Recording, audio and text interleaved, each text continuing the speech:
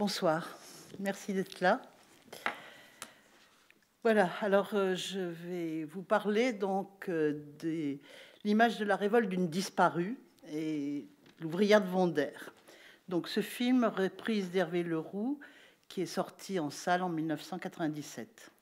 Alors je suis historienne, comme on vous l'a dit, donc je vais vous présenter ce film d'Hervé Leroux, qui est récemment décédé. Ce film reprise, donc non pas avec une analyse purement sémiologique, dans une sorte de grammaire du cinéma, mais vu comme un vecteur de représentation de souvenirs, des traces qu'a laissé la révolte individuelle d'une ouvrière dans un contexte spécifique, la reprise du travail en juin 68, grâce à un autre langage que le récit historique habituel, donc, dans un bruissement d'histoire et de mémoire. Nous interrogerons aussi pour savoir si le film d'Hervé Leroux apporte des éléments sur les grèves de mai-juin 68. On est en pleine commémoration, hein, vous savez. Et sur l'histoire ouvrière de la fin du XXe siècle, au moment donc, où il réalise en 1994-1995, et je crois qu'il faut faire attention à ces dates, les entretiens donc, qui forment la trame de reprise que vous avez vu, vous en avez aperçu un certain nombre. Bon, je vous conseille de voir le film en entier. C'est un peu difficile.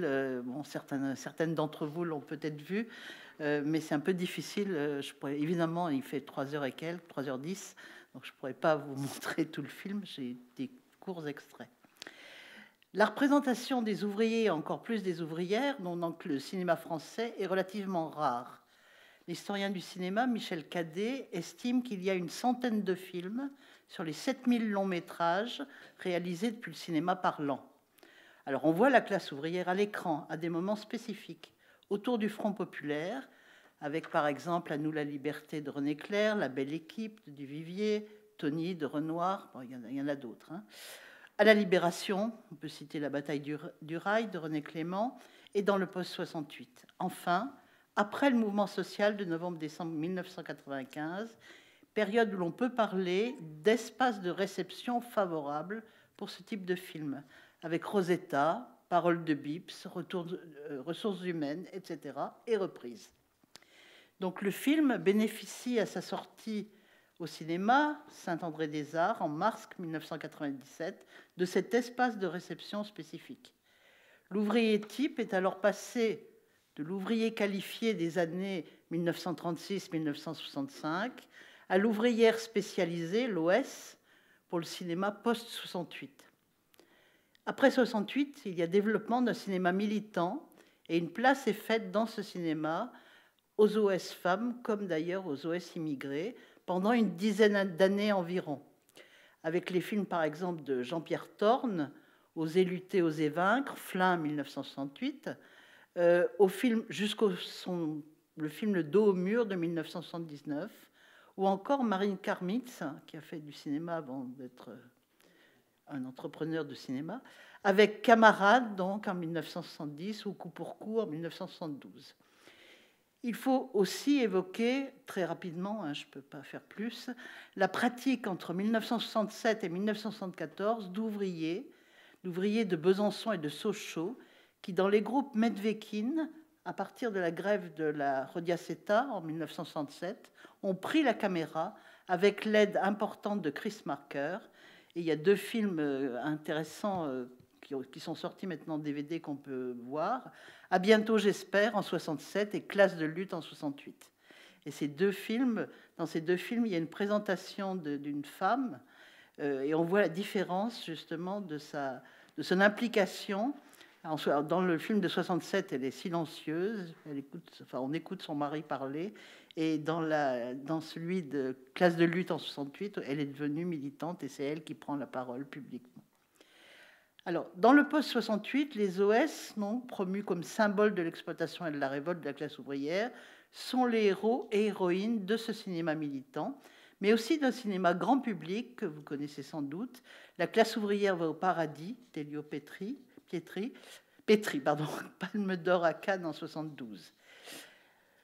Donc Hervé Leroux, dans Reprise, il a imbriqué 3 films en un. C'est d'abord, et ça est dans la bande-annonce, vous avez pu le voir, une recherche quasi policière, mais inaboutie, la quête d'une voix et d'une figure perdue, celle de l'héroïne, donc, d'un des films emblématiques sur 1968, on dit que c'est film icône, la reprise du travail aux usines Wonder, qui est de 1968.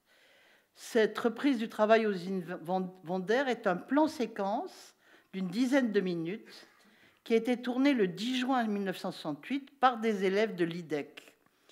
En grève, ces derniers ont adopté la décision prise par les États généraux du cinéma français, l'interdiction de travailler, mais avec une dérogation possible, pour filmer le mouvement étudiant et ouvrier. Les projets étaient soumis à l'approbation de l'Assemblée générale de l'IDEC. Celui de Jacques Villemont sur les organisations politiques d'extrême gauche a été adopté. Et il concerne d'abord l'OCI, Organisation communiste internationaliste trotskiste, avec le choix raisonné d'une usine au nord de Paris. Alors pourquoi cette usine? L'usine Wonder, donc. D'abord, c'était proche de l'IDEC, il n'y avait plus d'essence, donc c'était... Voilà. Mais aussi à cause du contact noué avec une militante de cette organisation, l'OCI, Liliane Singer, qu'on reverra dans le film, qui était non pas ouvrière, mais sténodactylo à l'usine Wonder de Saint-Ouen, donc à côté des Puces. Un meeting doit se tenir le 10 juin 68 concernant la reprise du travail. Pourquoi le 10 juin? Parce que, après la dissolution de l'Assemblée nationale par le général de Gaulle le 30 mai, c'est la date du début de la campagne électorale pour les élections législatives, et que la puissante fédération CGT de la métallurgie, dirigée alors par Henri Krasuki, très lié avec le Parti communiste français, a décidé d'appeler à la reprise du travail dans toute la France le 10 juin. Ce qui explique ce jour-là la présence de ces différents représentants, je vais les énumérer tout à l'heure, devant l'usine Wonder. Au moment où les 4 étudiants de l'IDEC composant l'équipe de tournage, donc, dont Jacques Villemont, qui a fait le projet, qui s'occupe du son, Pierre Bonneau pour la caméra, qu'on va voir tout à l'heure, arrivent sur place. Donc, au moment où ils arrivent sur place, la reprise du travail vient d'être adoptée dans un vote organisé par la direction après un mois de grève et d'occupation. L'équipe ne dispose que d'une boîte de pellicule. Elle tourne en continu, donc un plan séquence, je vous l'ai dit, d'une dizaine de minutes, caméra à l'épaule, saisissant devant la porte de l'usine les moments qui suivent la réception de la nouvelle de la reprise du travail et que la réintégration est en cours. C'est là qu'une ouvrière, donc en blouse blanche, exprime vivement sa révolte et son refus de revenir dans cette tôle.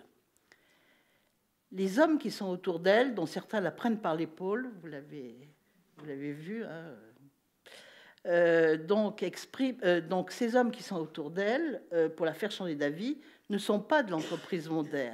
Ce sont des permanents de la CGT locale et du Parti communiste, dont le fils d'un dirigeant du parti, Pierre Guillot, qui est permanent, donc local, le fils de Raymond Guillot, et un lycéen gauchiste que l'on retrouvera interviewé dans le film. On l'a vu aussi dans la bande-annonce, donc le film d'Hervé Leroux.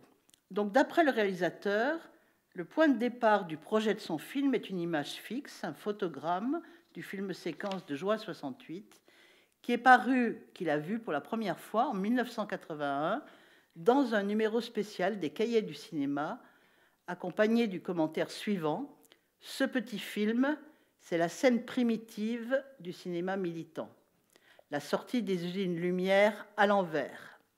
C'est un moment miraculeux dans l'histoire du cinéma direct. La révolte spontanée, à fleur de peau, c'est ce que le cinéma militant s'acharnera à refaire, à mimer, à retrouver en vain. Commentaire de 81. Donc, est-ce qu'on peut voir le premier extrait, s'il vous plaît?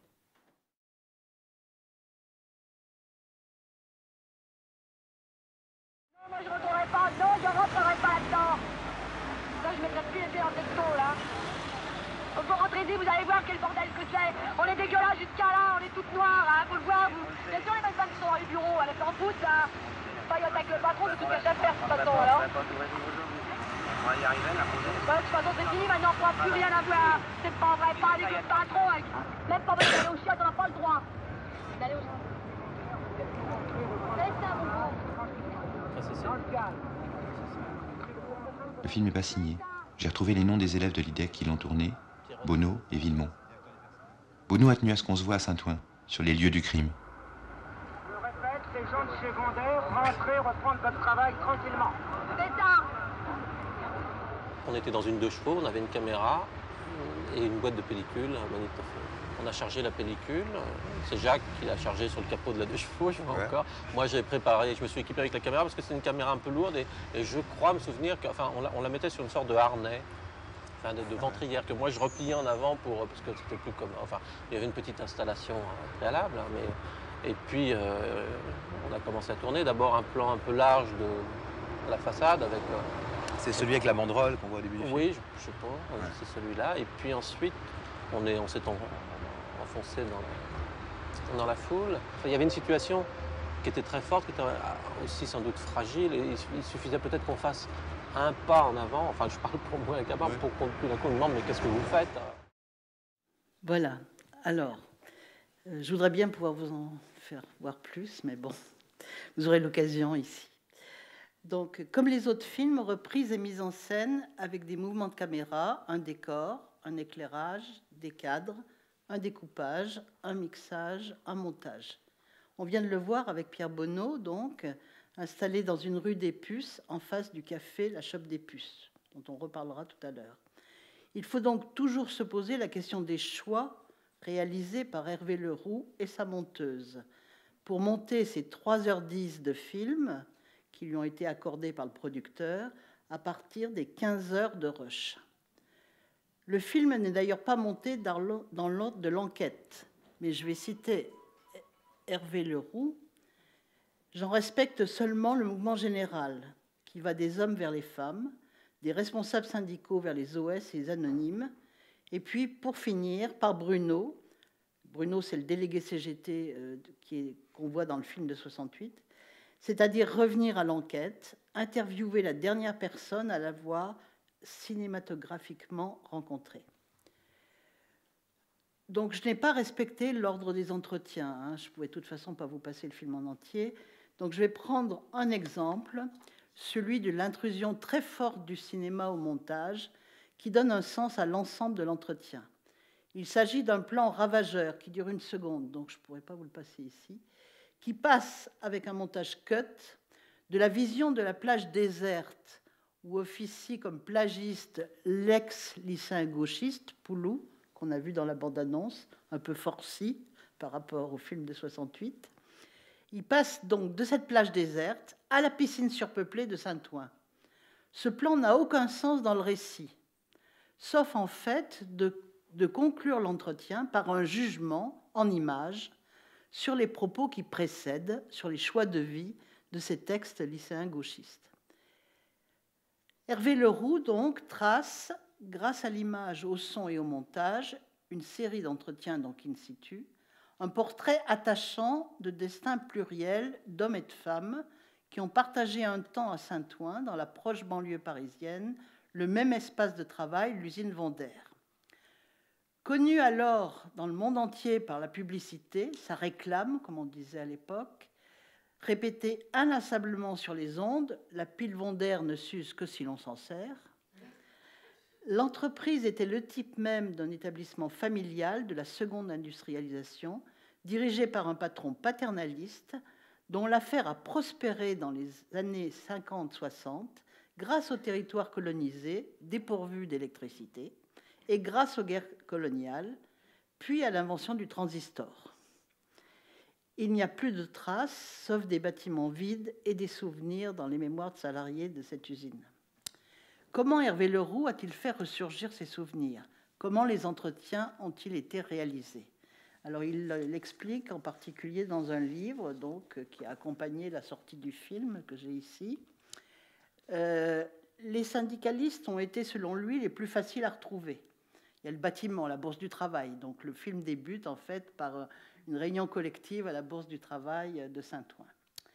Ensuite, les témoins ont été retrouvés par la méthode dite de la boule de neige et par un usage intensif de l'annuaire téléphonique et du Minitel, qui a disparu aussi, hein, pour retrouver les noms ayant été avancés, ce que Hervé Leroux raconte en détail donc, dans son livre publié en 1998. Un premier contact rapide par téléphone annonce simplement le souci de rencontrer les personnes et qu'on leur fera voir sur place la cassette du film original de 68, la reprise du travail aux usines Vondaire, réalisée donc devant l'usine de Saint-Ouen. Il faut bien remarquer, alors si vous voyez le film en entier, la mise en scène, et les quelques extraits qu'on verra aussi, la mise en scène de l'entretien et du témoignage. Les lieux de tournage diffèrent pour chacune, soit à leur domicile, quand ils ont accepté, soit dans un bureau de la production, qu'il nomme le commissariat de police, dans son livre. Dehors au puce, pour Pierre Bonneau, sur les lieux du crime, a écrit Leroux. Il faut remarquer aussi la position des personnages, comme celle du poste de télévision et celle du narrateur. Et il explique aussi dans son livre comment il a fait avec dans tel ou tel entretien pour prendre une position spécifique par rapport à la manière dont il sentait dont l'entretien se déroulait. On va prendre l'exemple de Georges Abaki. Alors, vous le voyez, vous l'avez vu là. Vous l'avez vu le seul moment où il sourit, en fait, parce que c'est l'ancien secrétaire de l'Union CGT de Saint-Ouen. Et il écrit aussi Leroux qu'il a sans doute été commis d'office pour l'entretien par son organisation. La CGT lui a dit qu'il fallait qu'il rencontre le cinéaste.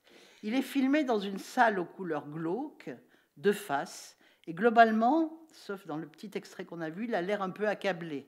Il n'a pas quitté son imperméable, il est comme ça. Et donc, l'interrogateur, c'est comme ça qu'il s'appelle, n'est pas visible. Il a choisi de ne pas être visible. Et il dit qu'il a été inspiré par l'image à la télévision du dictateur roumain Ceausescu, qui était filmé pendant son procès en 89, et que pour lui, il a fait donc une espèce de... Il a montré la ressemblance, on peut dire, entre Ceausescu et ce secrétaire de la CGT. Alors, comme dans tout film, reprise à une boîte de production, les films d'ici, qui est une SARL créée en 84, un commanditaire producteur, dont on vous a dit qu'il serait là le 15 mai, Richard Coppens, qui a eu l'expérience du cinéma militant dans un groupe qui s'appelait Cinélutte. Et ce producteur doit trouver l'argent et un circuit de diffusion. Ça sera l'ACID, qui veut dire Agence du cinéma indépendant pour la diffusion. Une société de distribution, donc, qui est décrite ainsi par les cahiers du cinéma. L'ACID seul a décidé de réagir face au secteur commercial, avec comme principe de compter sur ses propres forces. L'ACID a entrepris un travail de reconquête du public, sans volonté de recréer un circuit économique, ni de figer des relations avec les directeurs de salles, avec des réalisateurs qui vont à la rencontre du public, accompagnent leur film dans son bout de vie sur les écrans. Effectivement, Hervé Leroux a fait, dit-il, des dizaines et des dizaines de présentations dans toute la France de son film. Le réalisateur, c'est Hervé Leroux, je l'ai dit, l'équipe technique est très réduite au preneur de son, Frédéric Ullmann, et une preneuse d'images, Dominique Perrier. À noter que pour rentabiliser la production, les mêmes images ont été réutilisées dans un autre film, plus court, réalisé par Richard Coppens pour la télévision, donc 52 minutes, et sorti en 1997 et qui s'appelle « Parole ouvrière, parole de Vondaire ». Mais le montage et le découpage sont tout à fait différents et l'effet produit, du coup, est très différent. Et c'est une très belle leçon de cinéma, si vous voulez, comment, avec les mêmes entretiens, on peut donner une vision extrêmement différente, que ce soit dans le film, donc la reprise du travail aux usines Vondaire, ou le film qui s'appelle Parole ouvrière, parole de Vondaire. Et du coup, ce n'est plus l'ouvrière qui est au centre de ce film télévisé, c'est Tapie. Tapie, parce que Bernard Tapie a racheté l'usine en 1984 pour un franc symbolique à la famille qui s'appelait la famille Courtecuisse, fondatrice de l'entreprise Vondaire. Et dans le film de Richard Coppens, c'est une publicité commerciale qui prend la place du cinéma de 68. C'est Bernard Tapie qu'on voit avec une pile fichée dans le dos et qui lui donne son énergie. Donc c'est lui qui est mis en avant. Alors, l'histoire de ce film est à replacer dans l'histoire du cinéma et dans l'histoire sociale et politique de la période. C'est une passerelle, reprise des usines, du travail aux usines Wonder, est une passerelle entre le cinéma militant des années 68 et le cinéma d'auteur qui, depuis le début des années 90, porte à nouveau ouvriers-ouvrières à l'écran. Et il faut souligner une chose, c'est que la sortie très médiatisée en 1993 du film Germinal de Claude Berry avec Depardieu, vous avez peut-être vu, n'est pas sans écho avec la référence constante à Zola dans les entretiens. C'est-à-dire qu'il y en a plusieurs qui disent l'usine c'était Zola. Hein, et donc probablement il y a ça, c'est ce qu'on appelle l'a posteriori en histoire, c'est-à-dire les souvenirs construits a posteriori de ce qui s'est passé. Et le réalisateur fait un clin d'œil d'ailleurs à cela en montrant, il y a un plan où il filme le fronton d'un hôtel de Saint-Ouen, baptisé Hôtel Germinal, devant lequel jouent des gamins noirs, balai à la main, sorte de préfiguration mimée de leur destin futur de prolétaires. Reprise donc a un certain succès pour ce type de film. Et il doit en partie son succès aux mobilisations sociales écloses après décembre 1995, dont en 1993, le mouvement de soutien aux sans-papiers qui était initié justement par des cinéastes. Le film a été monté pendant les grèves de l'automne 1995 et le réalisateur parle dans son livre d'une sorte de schizophrénie quand il entendait les slogans des manifestants dans la rue et qu'il montait les images prises en 68. Reprise reprend ainsi certains aspects des luttes du passé en faisant jouer les rapports entre histoire et mémoire. Le film initial, la reprise du travail aux usines Wonder, diffusé largement à la télévision et en ciné-club lors des commémorations de 68, 78, 88, etc., est devenu un film emblématique de la révolte, celle d'une femme anonyme et celle d'une classe. Hervé Leroux emploie ici le film de 68 comme objet révélateur de mémoire, morceau de temps propice à la mobilisation des souvenirs. Ça a été fait par une politiste avec des photographies pour faire une histoire des militantes du Parti communiste français, Marie-Claire Lavabre. Et donc, ce plan séquence de 12 minutes, tourné donc le 10 juin 68, est introduit dans le film d'Hervé Leroux, découpé en différents plans qui structurent le film et qui réapparaissent de manière récurrente, quasi obsessionnelle, soulignant ainsi la permanence dans l'imaginaire social national de la référence à mai 68, un passé qui ne passe pas. Ces allers-retours entre passé et présent, cette réflexion sur le temps et la mémoire, sont des opérations donc, qui sont au cœur de la démarche historienne. Alors on va voir peut-être l'extrait numéro 2, s'il vous plaît, de Jean-Louis Blanc.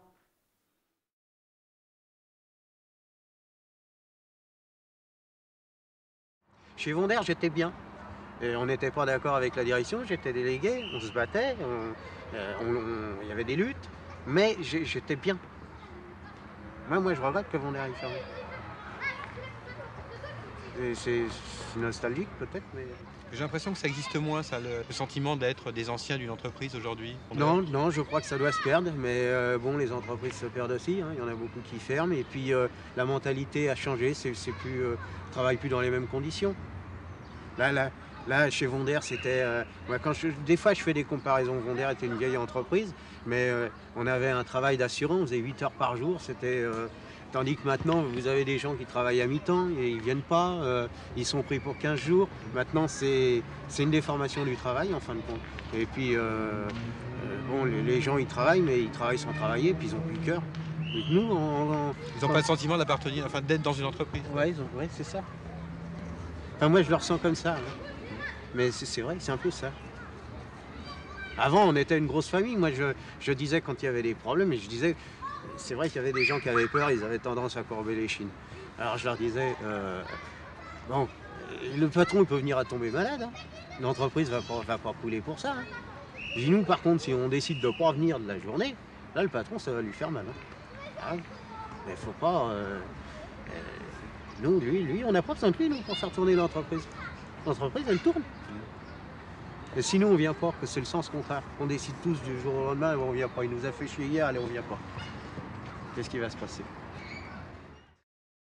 Alors dans la bande-annonce, vous le voyez, il est dans un petit endroit qu'il a à lui et il fait part de sa passion pour la pêche. Et donc il a toute une série de mallettes où il y a les différents hameçons, etc., pour pêcher chaque poisson spécifique. Et c'est impressionnant hein, aussi la connaissance qu'il a de ça et l'énergie qu'il met là-dedans.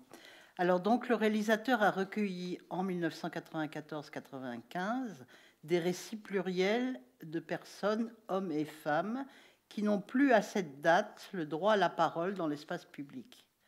Reprise marque l'intrusion sur la scène d'un groupe social qui, n'ayant plus de porte-parole institutionnelle légitime, et en cette fin de siècle considéré comme disparu. La classe ouvrière serait devenue un non-lieu, c'est le titre d'un ouvrage. Pourtant, les ouvriers et les ouvrières existent. Les contremaîtres aussi. Hervé Leroux les a rencontrés. Il les écoute, il les montre physiquement, à l'écran, dans leur diversité. Diversité par la place occupée autrefois dans l'entreprise et par leur devenir social. Diversité de sexe et de genre. Diversité de prise de position politique, syndicale ou tout simplement individuelle vis-à-vis du travail, du patron ou des syndicats. Il s'agit donc bien d'une histoire d'en bas, plurielle et non manichéenne. Mais cette diversité contribue de fait par l'image et le son à la déconstruction même de la catégorie classe ouvrière. Cette dernière n'est plus incarnée par un parti et elle n'incarne plus ce que Jean-Louis Comolli appelle l'imaginaire de l'émancipation. Si ces mythes se sont à cette date en partie effondrés, cela ne signifie pas que les ouvriers et les ouvrières se soient tus. Ce film met en scène donc des figures et des paroles que l'on pourrait qualifier d'inouïes au sens de devenues inaudibles. Reprise est un film fictionnel, mais c'est aussi un film documentaire sur l'industrialisation et surtout la désindustrialisation des années 1980-1990 et la transformation du travail. On le voit bien dans l'interview, dans l'entretien avec Jean-Louis Blanc. Donc, il confronte en les juxtaposant les mémoires des protagonistes et les traces architecturales imprimées dans les paysages urbains. On commence par un long panoramique dans la proche banlieue parisienne, façonnée par l'industrie, véritable rétrospective en images d'une histoire de l'industrialisation et de la désindustrialisation. Les toits en shit sont encore là, même si les ateliers sont parfois éventrés. Les vitres sont brisées et les stores déchirés volent au vent. Subsistent les marques dérisoires de ce qui faisait de l'usine un espace clos. Les pointes sur les grilles, les fils de fer barbelés, les lourdes portes de Bondère qui ne s'en trouvent que pour une exposition postmoderne non antiquaire. On va voir maintenant l'extrait numéro 8, Alain et Lucienne, s'il vous plaît.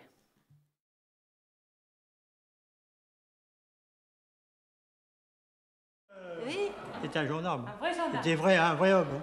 C'est Ouais, pas une femme, mais c'est vraiment un homme. Quand on parlait Madame Campin, c'était vraiment le diable. Elle m'a dit non, non, non, vous allez rester là. J'ai dit bon, bah, je vais chez mon médecin, c'est tout. Et c'est là que je me suis fait opérer. Ouais, j'avais un kyste à l'épaule et je pouvais pas machiner la machine et tout parce que j'avais mal. Elle m'a dit mais non, tu l'as fait exprès et tout. Mais elle a voulu tellement prendre les ouvriers, serré. Et puis des fois on faisait pas assez d'éléments, alors on mettait le tapis plus vite. En fin de compte, on faisait du rendement, mais c'était à la poubelle après. C'est que nous, quand on dit, comme là, je vous dis, bon, bah, on a quand même 20 ans, 21 ans, on va travailler. Ah ouais, les gens disent, mais 22 ans. Vous êtes resté tant d'années que ça là-dedans? Mais alors pourquoi vous êtes resté? Alors on va verser la question. question. Parce que moi, j'étais obligée, premièrement, parce qu'avec notre mère, dès qu'on quittait l'école, 14 ans, voilà. Téléson Vendère. Ah, moi, je vous dis... Pas besoin de certificat, pas besoin de diplôme, pas besoin de... La première fois que je suis rentrée chez Vendère, bon, je suis rentrée chez ma mère le soir, je lui ai dit non, écoute maman, je ne veux plus retourner là-dedans, c'est la boîte, c'est la...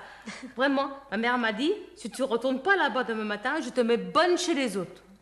Alors, je n'avais pas choisi. Je sais pas si mes soeurs vous l'ont dit, mais c'est pourtant vrai. Ma mère, c'était... Moi, je me rappelle, je voulais être institutrice. On ne peut pas oublier ces années qu'on a passées notre jeunesse. Ouais. Toute notre jeunesse. On n'a pas vu le beau soleil. Nous, ce qu'on voyait, c'était du noir. Ouais, c'était du charbon. Du charbon. Tous les ateliers sont partis un par an. On les avait partir, les machines, croyez-moi qu'on avait, qu'on pleurait. Parce que vraiment, passer des années à travailler sur des machines qu'on voyait partir devant nous, Ça fait un peu On avait presque à bouler, J'en ai c'est même encore parti des frissons. Oui. Voilà, alors ce film raconte une histoire de genre, l'éducation des filles, l'emploi des femmes et les métiers des hommes. Il faut faire la différence entre emploi et métier. C'est une histoire de la construction sociale du masculin et du féminin, marquée par les relations de pouvoir. De Madame Campin, la chef d'atelier du Noir, celle que l'on voit et qu'on revoit à l'écran, alors pas ici, mais bon, est rentrée dans l'usine en juin 68 avec son sac à main serré contre elle. Elle le mime là dans cet extrait.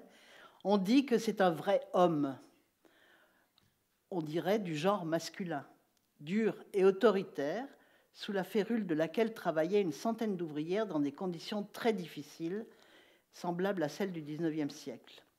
Dans ce film récit au passé, ces filles et ces femmes donc, qui avaient un emploi, et on l'a dit très jeunes, à l'usine, à 14 ans, avec ou non leur certificat d'études, étaient souvent poussées par leur mère, à qui elles remettaient leur paye quand ces dernières ne venaient pas la chercher elles-mêmes à l'usine.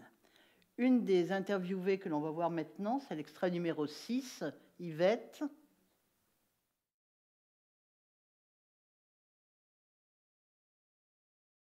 Et après 68, ça a bougé des choses? Oui, c'était plus pareil. C'était pas les gens ils avaient été déçus, ils avaient été amers, c'était plus pareil. Il y avait... Ils avaient cru en quelque chose de grand et non, après, c'était plus pareil. Il n'y a pas eu de bon côté, c'est-à-dire, est-ce que c'était pas plus pareil aussi au niveau de la direction, de la maîtrise, ou c'était pareil, ça a repris comme avant? Ça a repris exactement comme avant. Ah ouais. Pas comme avant, comme s'il n'y avait rien eu. Peut-être que certains chefs étaient un peu plus cool, un peu moins sévères, mais quand on demandait à un chef de nous remplacer pour aller aux toilettes ou pour aller à l'infirmerie, il le faisait plus facilement, peut-être. Mais pas dans tous les ateliers. L'atelier du charbon, Madame Campin, elle a toujours été pareille, elle n'avait pas changé. Grève ou pas grève, c'était comme ça et c'était pas à côté. Tout le monde en avait peur d'y aller. Oui, c'est l'impression que j'ai quand j'étais... Tout le monde en avait peur. Oui. Tout le monde, personne ne voulait y aller. Comme mon atelier s'est dispersé, qu'on a voulu me changer d'atelier, j'avais dit, moi, de toute façon, si vous me mettez au charbon chez Mme Campin, je pars. On m'a dit, non, non, toi, tu n'iras pas, tu restes ici. Bon, on m'avait trouvé une place, mais je les avais prévenus. Ça, non, c'était trop sale, c'était trop dur, elle était trop... Par tout ce qu'on entendait, parce que bon, moi, je n'ai pas été dans cet atelier-là, mais par tout ce qu'on entendait, par tous les jeunes qui avaient été, ils en bavaient. Voilà, alors Yvette, elle dit, question de dignité, elle remettait sa paye à sa mère au coin de la rue et pas devant les autres. L'éducation autoritaire, donc celle des mères des milieux populaires, est soulignée à plusieurs reprises dans les entretiens et marque toute la distance avec la conception de l'enfance et de l'adolescence qui prévaut aujourd'hui. La jeunesse à l'embauche explique à la fois le turnover incessant, surtout dans les ateliers les plus durs, et inversement, la longévité de certaines carrières ouvrières, une trentaine d'années, certaines allant jusqu'à la fermeture de l'usine. D'autres, au contraire, quittent l'entreprise grâce à un mariage précoce. Lucienne, que vous avez vue, se marie à 19 ans. Et elle a trouvé son conjoint, comme d'autres, là où on est présente, plus de 9 heures par jour, et c'est ce qu'on appelle les mariages vondaires. Ils sont fréquents. Et c'est un de ces mariages vondaires qu'on va voir maintenant, c'est l'extrait numéro 3, le couple Morin.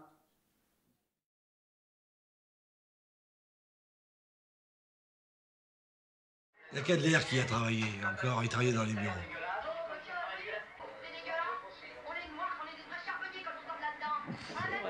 Tu te rappelles quelque chose, toi?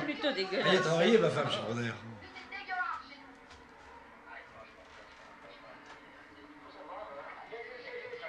Et dans les ateliers, pas dans les bureaux? Si elle était chez la mère Campin? La mère Campin, c'était encore plus sale que nous. Ah, chef du personnel, tiens, Pierrotti. Pierrotti. Le nombre de femmes qu'on était, fallait se presser. Tu reconnais le vieux machin, là?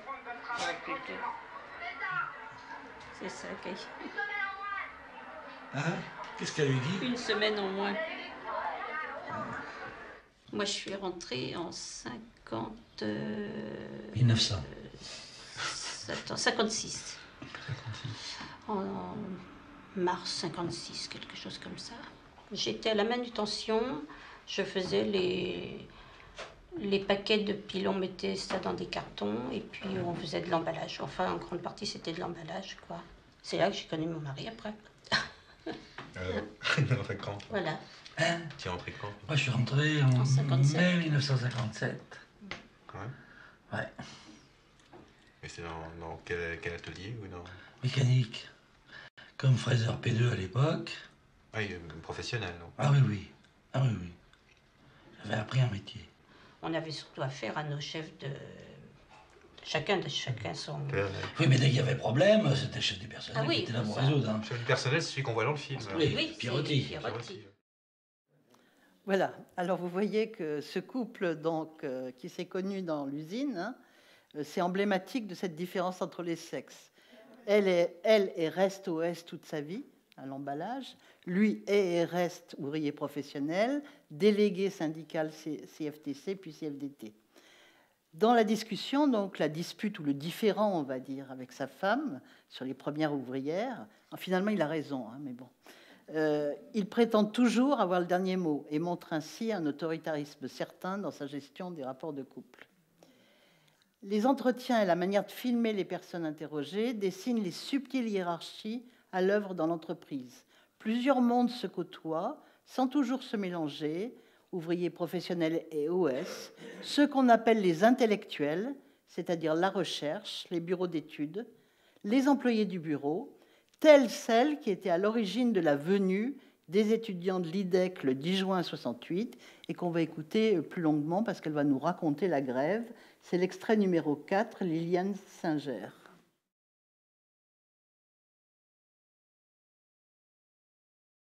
Au début de la grève, les ouvriers sont sortis dans la cour. La fabrication et la mécanique.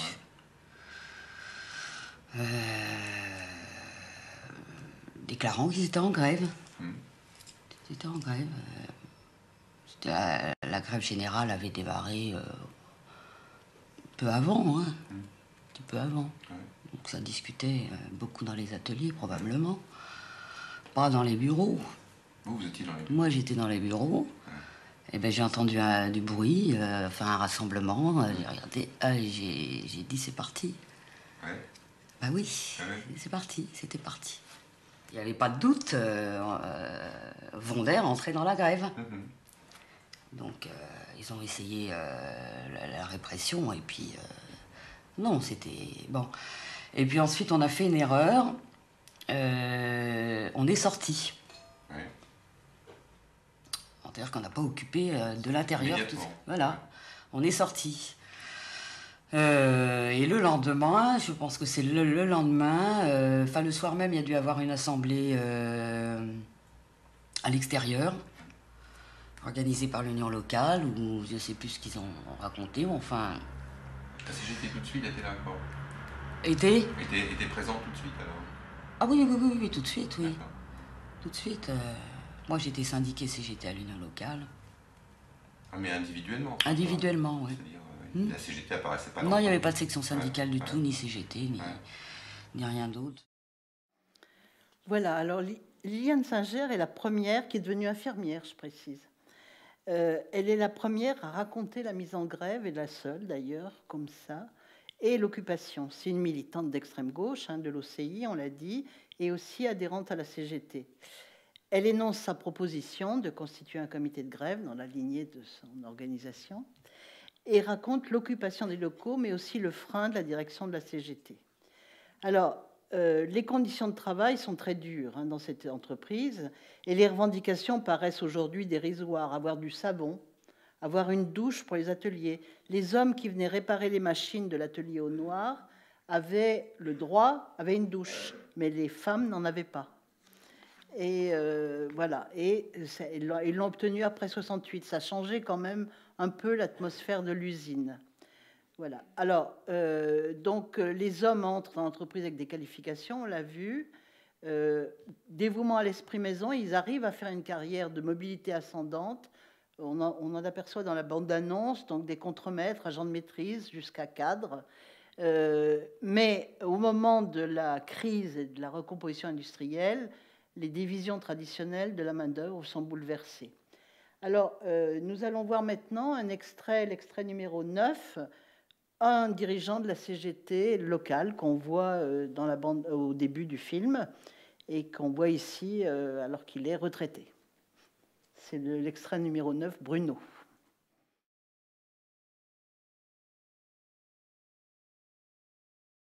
Maurice Bruno, l'autre cégétiste du film, celui qui travaillait à la Bulle. Le mari d'Yvette a plus son adresse, mais il se rappelle d'un stage de propagande qu'ils ont fait ensemble au syndicat des métaux en 69. Promotion Soyouz. Le syndicat des métaux est une maison sérieuse. C'est comme ça qu'on l'a retrouvé. Aujourd'hui, il est à la retraite. Il partage son temps entre son petit pavillon des bords de Marne et une baraque qui retape dans le Loir-et-Cher. Il préfère le Loir-et-Cher où il y a plus de cégétistes à l'hectare. Là, il est repassé à Paris pour la fête de l'UMA. Il vient donner un coup de main aux copains pour le montage du stand. On en profite pour le voir. Une demi-heure après, coup de téléphone, oh, on n'occupe plus, il a cédé. 2 jours après, oh, on occupe. Ah, 2 heures après, ah bah il a cédé, ils n'ont pas réussi à occuper la tôle. L'autre, il enchaîne sans arrêt. C'était fantastique. Ah, il voulait occuper le mécanique de précision. Ouais. C'était que des OHQ, des P3, des P2, c'était que le gratin. C'était au fond, c'est ça le noyau dur de la CGT à cette époque-là. C'était le confort de Vendée, finalement. Voilà, ouais, exactement. Alors les gens qui avaient une conscience de classe, puis sûrs de leur métier, tu comprends, sûrs de leur. Pas vulnérables, pas. Ouais. Voilà, donc c'est aussi une histoire politique et syndicale de l'usine et de la banlieue, où les syndicalistes hommes occupent une place particulière.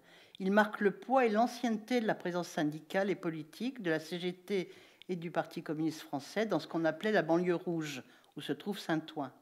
Tel ce dirigeant de la CGT, donc de Saint-Ouen, qui raconte comment les copains de Chex, l'imprimerie, l'ont bien aidé pour le manu militari, geste à l'appui.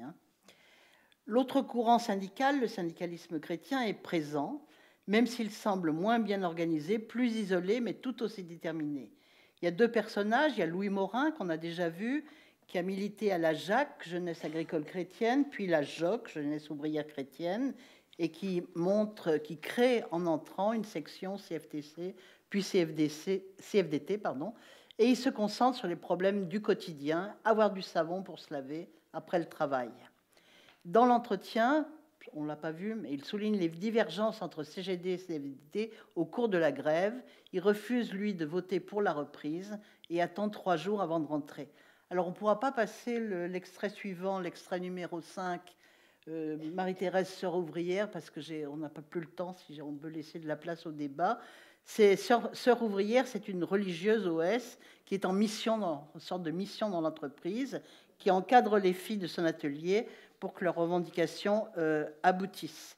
Et ensuite, elle a été très active au moment quand Tapi a racheté la boîte et qu'ils l'ont séquestrée un moment avec des cadres. Voilà. Et pour terminer, donc, dernier extrait, Mademoiselle Marguerite, l'extrait numéro 7.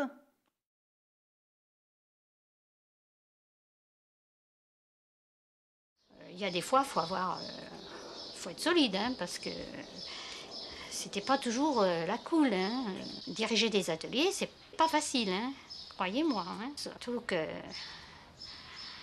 on a quand même une responsabilité de tout. Enfin, il y a tout qui va pas. Et puis, après mai 68, les lois ont changé. Alors, ça devenait un peu plus difficile, on ne pouvait pas faire ce qu'on voulait. Bon, il y avait quand même des choses à respecter, il y avait les délégués qui passaient et tout ça.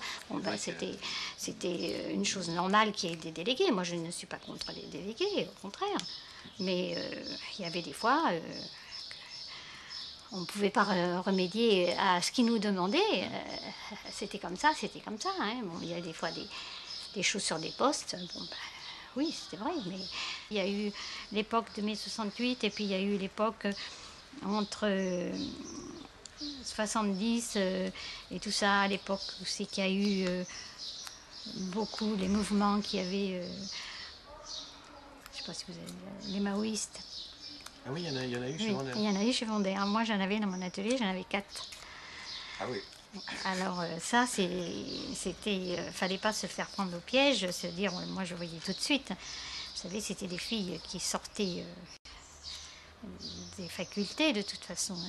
Je savais très bien que quand elles me présentaient leur fiche de paye et puis qu'elles me disaient je comprends pas ma fiche de paye, je savais très bien qu'elle avait compris sa fiche de paye parce que elle était... Je savais bien ce qu'elle était, quoi. Voilà, alors vous avez, je vous ai montré ce portrait pour dernier portrait pour montrer la diversité quand même des personnages dans ce film. Cette mademoiselle Marguerite, elle dit à un moment donné, je tiens à ce qu'on m'appelle mademoiselle Marguerite. Les filles, elles m'appelaient Marguerite. Moi, je voulais qu'elles disent mademoiselle Marguerite. Voilà. Et elle a grimpé les échelons à la force du poignet, comme elle le dit. Grâce à son célibat, et ça c'est assez classique en histoire des femmes, c'est-à-dire c'est les femmes célibataires qui arrivent à faire carrière, entre guillemets, une petite carrière. Hein.